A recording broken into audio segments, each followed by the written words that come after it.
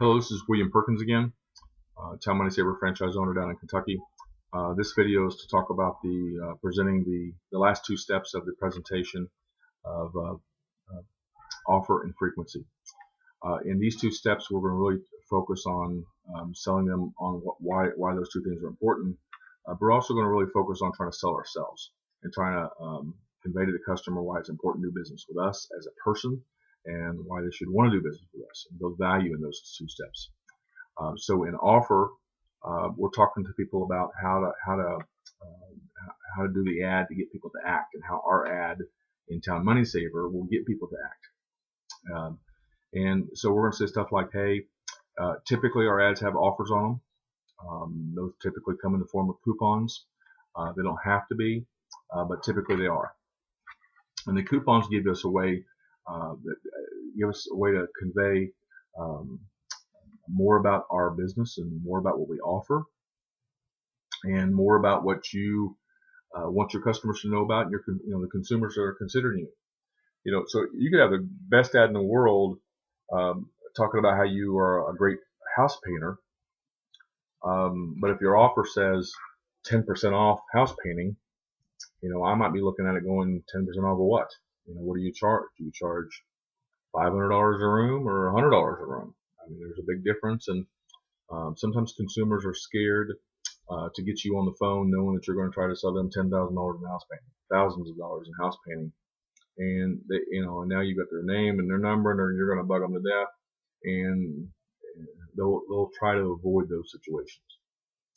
They would prefer to know more about maybe maybe it's something like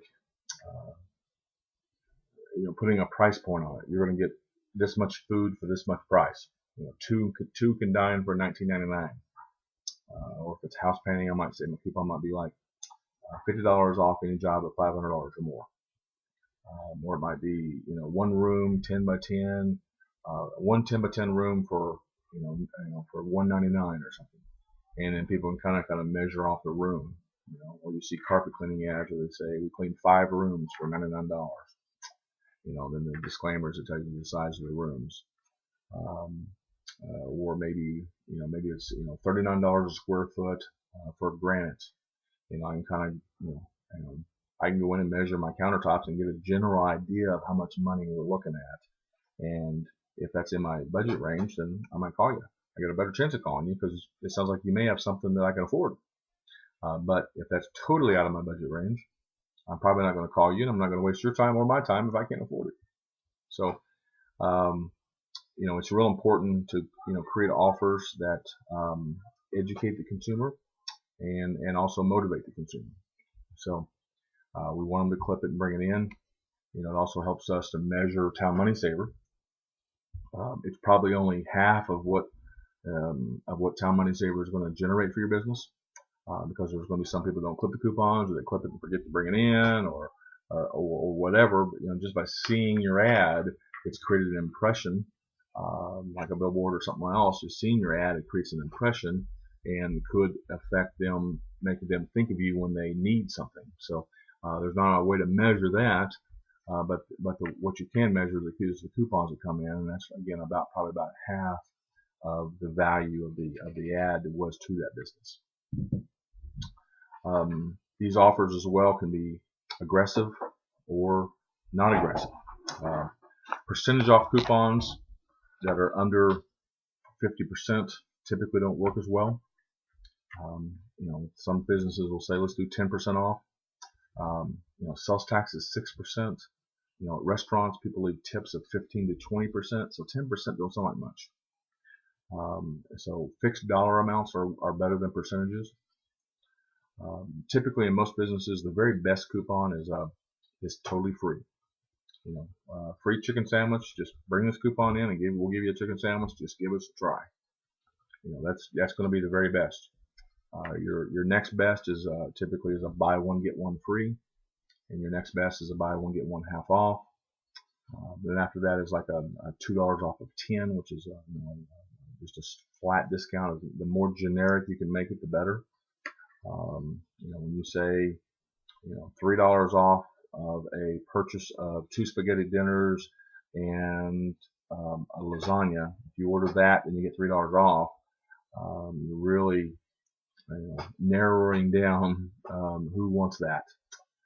So the more open, um, the more available the coupon is to everyone, the better the response is going to be. And then lastly is price pointing. When you're doing like 2 can dine for $19.99 or lunch for $4.99, those are fixed price points, and you know exactly where you're going to be at. But they're less aggressive. So if the business you're talking to is in growth mode and they're looking to acquire new customers, they need to be more aggressive. If they're in growth mode and they're trying to acquire new customers, their customers are already going somewhere else. Their customers already have the habit of buying from the competitors, and they have to make that offer very, very strong to get them people to change and for them to even try them. You know, if I go somewhere to get my oil change every time, and here's a coupon that I get in the mail, and it says, you know, let's say I spend $50 for an oil change, and here's a coupon for some place I've never heard of, and they're offering $2 off an oil change, and I'm like, okay, am I gonna leave the place I always go and go over, you know, and go this other place I've never heard of to save $2? Probably not. You know, it's not aggressive enough. Now, if I said $10 off an oil change, you know, I might try them. You know, so half off an oil change, I'll be there. Free oil change, I'll be there for life. So the more aggressive the offer, the more customers are going to get. Now, that obviously that offer doesn't have to run forever. There's expiration dates on the coupons. So again, if they're in growth mode, they need to increase their customers. They need to be aggressive. And if they're aggressive, they'll bring in customers. If they're not in growth mode and everybody knows them, and it's just a matter of trying to get people in more often, then there's coupons that we can design specifically for that. But again, that comes back to knowing those kind of questions back from needs analysis. And if you didn't do a needs analysis, you're going to have a hard time making recommendations on offers. Frequency is the more you run, the more we're going to get people in. So if you get somebody in once, you know, they try you out, you know, if they had an extraordinary service, they're going to come back. If they came in and got what they expected, they may not. They may go right back to their old habits. They may go back to see Joe at the oil change place again, where they've been getting it forever. They tried you, yeah, it's okay. You know, wasn't extraordinary. So, you know, if you're extraordinary, they're going to come back. If they're not extraordinary, you know, and it's about the same, you know, I may or may not come back. So, frequency in that situation is very important. Is that the first, you do your ad 3 times, 6 times in a row. You know, that person comes in the first time and it's okay. They come in the second time, hey, it's still okay. Third time, so okay. Fourth time, okay. And I tell you what, they come in 4, 5, 6, 7 times in a row. You're now the routine. You're now the habit. You're now the regular. He's not. You're his go-to place for restaurants or for whatever it is. And that's why frequency is important, is to get those customers to come in and to stay in. Now, earlier I talked about an offer and frequency and selling ourselves. And in this situation, when I'm talking about offer and frequency, I want to talk to the customer about, hey, when we run this ad, I'm going to make recommendations based on these analysis. I'm going to say, hey, you told me earlier that you're trying to get this business up and going, and it's my job to help you with designing offers to motivate people to come in. And I can tell you, based on looking at sample ads that I've got here of other businesses that were trying to grow their business, here's the kind of offers that they were doing.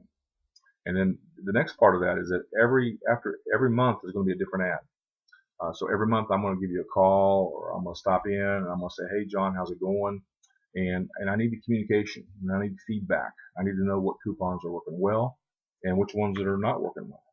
And then I'm going to try to make recommendations based on that, and we're going to make changes to the ad to improve the performance of the ad. And we're going to constantly, month after month after month, make little tweaks to the ad to improve the performance, to help you meet your goals, to help you make more money, get more customers in the door, make your average ticket go up. So it's very important that we communicate and have an understanding of where we're going, and so that I can help you get there. And they're not used to this a lot of times. They're used to advertisers just calling and saying, hey, it's September, what do you want to change this month? And expecting them to be the thing. And I try to talk to people about, hey, I'm kind of like their partner. I'm kind of like your advisor. I'm not your consultant. I'm here to help you grow your business. It doesn't benefit me for these ads to go out and then not work. So I want you to be a customer forever.